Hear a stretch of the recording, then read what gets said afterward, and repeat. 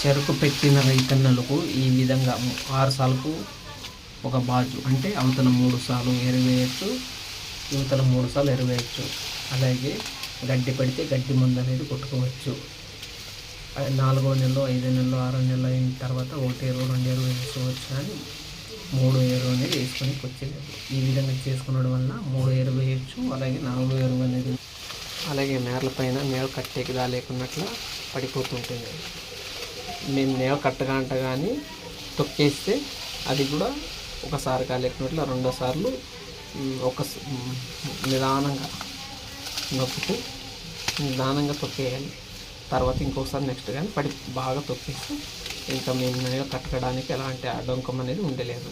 ఈ విధంగా చేసుకుంటే అన్ని రకాలుగా బాగుంటుంది. చూడండి, ముఖ్యంగా చెరుకు పెట్టిన రైతన్నలకు ఉపయోగకరంగా ఉంటుందని ఈ ఒక వీడియో పెడుతున్నాను ఫ్రెండ్స్. చూడండి,